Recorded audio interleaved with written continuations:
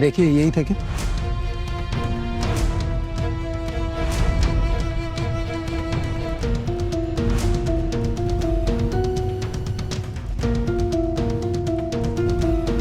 ये जो खिचड़ी की हांडी हो चुकी है ना तैयार, मैं ये लेकर जा रहा हूँ। हाँ हाँ यही है।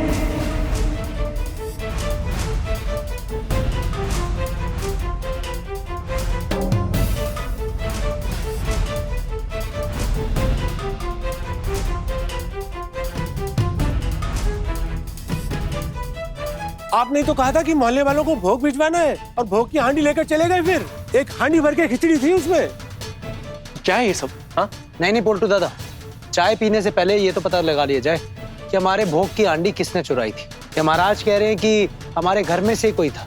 अब घर के लोग तो सारे लाइन से मौजूद हैं यहाँ पे, ये सबको देखकर नहीं कह रहे, लेकिन आप ही बचे थे बस। अब आप जब आए हैं तो आपने सुन ही लिया होगा कि इन्होंने आपको देखकर क्या कहा। पोल्टू दादा, आप इतना घटिया काम कर सकते हैं मैंने सोचा भी नहीं था। आपने हमारे भोग की हांडी चुराई, सिर्फ हमारे परिवार वालों को बदनाम करने के लिए आपने इतना घटिया काम किया।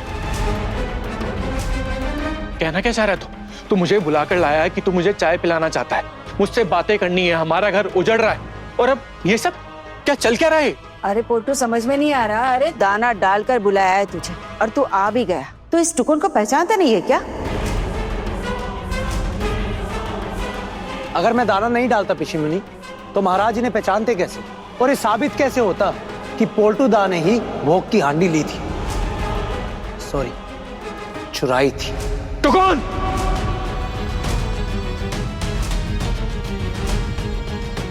अपनी जुबान संभाल कर बात कर।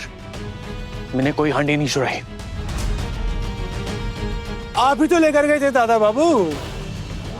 आपके साथ एक और लड़का था। अब तो हांडी भी मिल गई है और खिचड़ी भी, सब कुछ मिल गया है। इतना इज्जतदार परिवार है आप लोगों का, भोग चुराकर फेंक दिया, बर्बाद कर दिया माँ दुर्गा का इतना सारा प्रसाद ताकि लोग भोग ना खा सके। शर्म नहीं आई आपको? ये क्या बकवास कर रहे हैं आप? कुछ भी बोले जा रहे हैं। दुर्गा माँ है ना, वो किसी के साथ अन्याय नहीं होने देगी। और फिर जिसने ये घटिया काम किया है वो तो सबके सामने आ ही गया। मैंने ये काम नहीं किया है।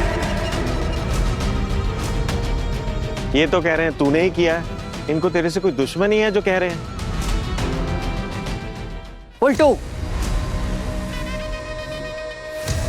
और ये काम तू ही कर सकता है, इस बात पर अब मुझे जरा भी शक नहीं है। अब तक कोई सबूत नहीं था तो कुछ कह नहीं पाई, लेकिन देख सबके सामने सब साबित हो ही गया ना। वाह शाबाश बेटा, बहुत दूर तक जाओगे तुम, खूब तरक्की करोगे। अरे तुमने अपनी बीवी को नहीं छोड़ा तो बाकियों की बात ही छोड़ दो। ऐसे सबको नीचा दिखाना चाहा तुमने। लोग क्या क्या बोल रहे थे तब इन सब के बारे में। पर जैसा कि छोटी बहू ने कहा, माँ दुर्गा की पूजा है ना, इसीलिए आखिर में सच जीत ही गया। तुम कुछ नहीं कर पाए, पकड़े भी गए और अब सबके सामने ऐसे जलील भी हो रहे हो। टुकुन, धोखेबाज है तू। तुमने मेरे साथ ऐसा किया, अपने भाई के साथ। पोल्टू दादा, अगर मैं बाना नहीं मारता तो आप तो नीचे आते ही नहीं। और पिशी मुनि तो आपको बुलाने ही नहीं दे रही थी। वो तो मुझे बार बार ये कह रही थी कि अगर मैंने आपको जगाया तो आपका सर दर्द होने लगेगा। अब आप एक बात बताइए, क्या आपका सर दर्द ज्यादा दर्दनाक है या जो धोखाधड़ी आपने हमारे साथ की वो ज्यादा दर्दनाक है? आज तो इसका फैसला करना ही पड़ेगा ना पोल्टू दादा। और पिशी मुनि, ये तो साबित अब हो ही गया कि आपके लाडले बेटे ने ही इतनी मेहनत से बनी हुई भोग की हांडी चुराकर फेंकने का घटिया काम किया है। ये नीच हरकत पोल्टू दा की ही है। छी पोल्टू देवर जी, छी। इतना सब होने के बाद आपको ऐसा लगता है कि इस घर में हम आपके साथ रहेंगे? पता नहीं फिर से हमें कब फंसा दो, कब हमारी पीठ पे छुरा भोग दो। ये तो तय है कि अब हम आपके साथ इस घर में नहीं रहेंगे। क्या अब भी आप सब लोग चाहते हैं कि मैं इस आदमी के साथ इस घर में रहूं? और किस हक से मैं इन्हें पति बुलाऊं? ऐसे वैसे किसी को भी पति बुलाया जा सकता है क्या? और आप हमेशा मुझे बोलते रहते हैं ना, डिवोर्स दे देंगे, ये हो जाएगा, वो हो जाएगा। अब आप अगर मुझे डिवोर्स नहीं भी देंगे ना, तो भी मैं आपके साथ नहीं रहूंगी। मेरे मायके वालों के पास अगर मुझे रखने के लिए थोड़ी भी जगह नहीं हुई, मुझे कोई गम नहीं है। मैं मामी माँ के सामने हाथ जोड़कर उनके पैर पकड़ के ना इस घर में थोड़ी सी जगह ले लूंगी अपने लिए, मैं बना लूंगी जगह। लेकिन ना मैं इस आदमी के साथ हरगिज़ नहीं रहूंगी, अब नहीं। बहुत ज्यादा बोल रही हो ना तुम। मैं ज्यादा बोल रही हूँ? मैं सिर्फ आपसे बात कर रही हूँ और अब से ना मैं आपसे ऐसे ही बात करूंगी। आप ना इसी बर्ताव के लायक हैं। हाँ, अगर कभी भूले भटके दोबारा आपका व्यवहार मुझसे चेंज हो गया, आपका स्वभाव बदल गया, तो शायद मैं आपसे कभी ढंग से बात कर लूंगी। लेकिन तब तक आप मेरे से कोई भी उम्मीद मत रखिएगा। मैं आपसे इसी आवाज में बात करूंगी, आपको मेरी इसी आवाज की आदत डालनी होगी। जितनी तेरी औकात नहीं है ना, उससे कई ज्यादा तेरी जुबान चल रही है। मेरे बेटे के स्वभाव पर उंगली उठा रही है। औकात क्या है तेरी? सासू माँ, आप यही तो कहना चाह रही हैं कि जो आपके लाडले बेटे हैं वो बहुत अच्छे स्वभाव के आदमी हैं, इतने अच्छे इंसान हैं। कभी कभी ना गलतफहमी अच्छी होती है, आप ये गलतफहमी रखिए सासू माँ, ठीक है? छी पोल्टू दादा, इतने लोगों के सामने अपमानित होना पड़ा आपको, और अब तो आपकी बेटी भी जान जाएगी ना कि आपने ऐसा काम किया है। महाराज और उनके लोगों को तो पता चल ही गया है। अब वो बाहर मोहल्ले में जाके पता नहीं सबके साथ क्या क्या कहानियां बनाने लग गए, तब रह जाएगी आपकी इज्जत सबके सामने। हर म्यान ना तलवार का वजन संभालने के काबिल नहीं होती है मीता दी, और जो दूसरों की इज्जत करना नहीं जानते हैं, ऐसे लोगों को कभी खुद भी कोई इज्जत या सम्मान नहीं करता है।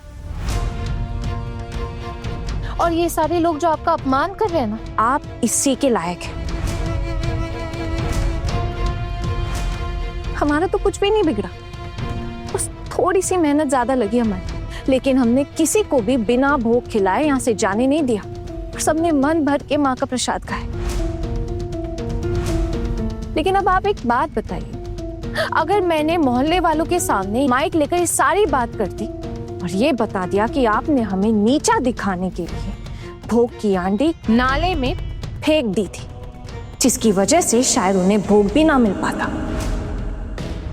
तब आप लोग तो सोच ही सकते हैं ना कि मोहल्ले वाले आपको ताना मार मार के आपका क्या हाल करते। अरे कोई पानी तक नहीं पूछेगा आपको कभी। ये सब झेल लेंगे आप? रह लेंगे ऐसे? जवाब दीजिए। इनके साथ तो यही करना चाहिए। इसका ये नकली मुखौटा उतार कर असली चेहरा सबको दिखाना जरूरी है। बहुत गलत किया है तूने पोल्टू, बहुत गलत।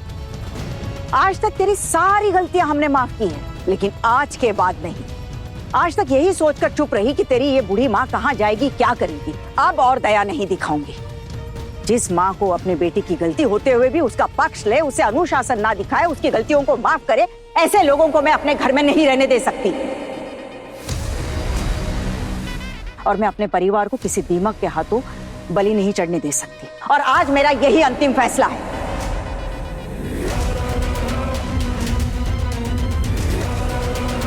सोच समझ के कह रही है ना आप, जो भी कह रही हैं। तेरे बारे में मुझे कुछ सोचने समझने की जरूरत नहीं है पोल्टू। तेरी माँ को और तुझे इतने सालों तक इस घर में आसरा दिया, तुझे अपने बेटों से ज्यादा प्यार किया, संभाला, और आज तू इतना बड़ा हो गया है कि मेरा अपमान करेगा। बिल्कुल, ये सब करने की क्या जरूरत थी? हाँ, तू तो कुछ दिन का ही मेहमान है, तेरा काम चालू होते वापस चला जाएगा। उल्टू की नजर में बुरा बनने की क्या जरूरत थी? क्यों लेकर आया तू इसको ऐसे बहाने से? माँ, अगर आपको साथ देना है ना तो सच का साथ दो, वरना किसी का साथ देने की कोई जरूरत नहीं है आपको। क्या जरूरत है कोई गलत काम के पक्ष लेने की? कहीं इसके चलते ऐसा ना हो मैं आपकी इज्जत ना कर पाऊं, तो ये आपके लिए ही अच्छा नहीं होगा माँ। और बाकी ये सब जो इस परिवार में कर रही है वो तो बढ़िया है ना बेटा? हाँ बाबा, बढ़िया है, सब सही तो चल रहा है यहाँ पे, लेकिन आप लोगों की ना सोच ही गलत है। बाकी बचे 2 दिन सब लोग खूब मजे करेंगे, घर में पड़ोसी भी आ रहे हैं, कोई कुछ भी बुरा भला नहीं कह रहा है, लेकिन सिर्फ आप लोगों को इसलिए बुरा लग रहा है क्योंकि जो पूजा है ना घर की बहुएं कर रही हैं और बड़ी माँ उनका साथ दे रही है। आप लोगों को ना तो घर की बहुएं बर्दाश्त हो रही है और ना ही बड़ी माँ का साथ। लेकिन बाबा, ये तो सच बात है, इससे इन लोगों का कुछ नहीं बिगड़ने वाला है। टुकुल, रहने दे, छोड़। हम सब साथ में ही पले बड़े हैं। अब हम में से कोई गलती करता है तो हमें माफ कर देना चाहिए। नहीं, ऐसे लड़के को मैं माफ नहीं कर सकती। हमें बेइज्जत करने के लिए ये क्या क्या कर सकता है, ये इसका सबूत आज हमने देख लिया है। लक्ष्मी पूजा के बाद तुझे ये घर छोड़कर जाना ही होगा पोल्टू। तू जल्द से जल्द अपने नए घर का इंतजाम कर ले। अगर तूने ये घर नहीं छोड़ा तो मुझे पुलिस को बुलाकर तुझे धक्के मारकर यहां से निकालना पड़ेगा।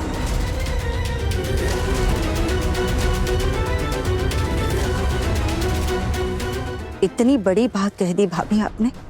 इतने सालों के रिश्ते का ये इनाम है हमें। पोल्टू, हम ये घर छोड़कर चले जाएंगे, फिर कभी इनका चेहरा देखने नहीं आएंगे।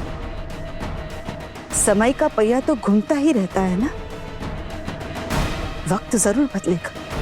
और क्या हमने इस परिवार के लिए कुछ भी नहीं किया? कोई बात नहीं, देखते हैं कभी इन्हें हमारी जरूरत पड़ती है या नहीं। इंसान को इंसान की जरूरत पड़ती है, और हैवान जैसे लोग इंसानों की मदद कब से करने लगे। और आज मैं प्रतिज्ञा लेती हूं ठाकुर जी, चाहे कुछ हो जाए आप लोगों की मदद मैं कभी नहीं लूंगी। और मेरा यही फैसला है कि लक्ष्मी पूजा के बाद आप लोगों को यह घर छोड़कर जाना ही होगा।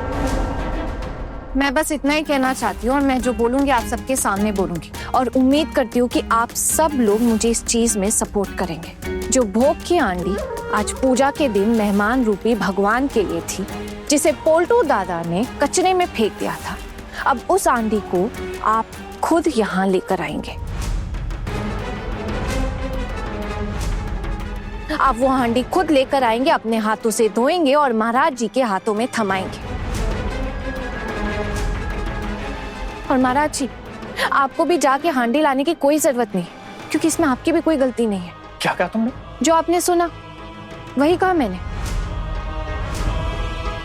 और अगर आपने ऐसा नहीं किया ना पोल्टू दादा, तो मैं पूरे मोहल्ले में ये बात फैला दूंगी। याद रखिएगा ये बात, मुझे जो कहना था मैं कह चुकी हूँ। अब अगर आपको अपनी इज्जत बचानी है ना, तो जल्द से जल्द ये काम कर लीजिए। ठीक कह रही है अनु, हम सबका भी यही फैसला है कि आप वो हांडी उठाएंगे और अपने हाथों से धोकर महाराज जी को सौंपेंगे। सुनिए, आपके पास ज्यादा वक्त नहीं है, सिर्फ 10 मिनट।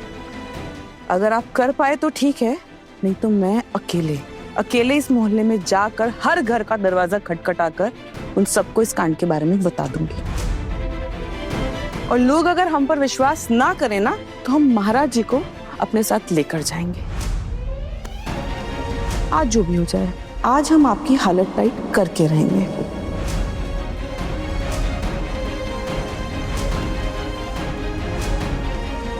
अगर ऐसा है तो मैं भी जाऊंगी तुम लोगों के साथ।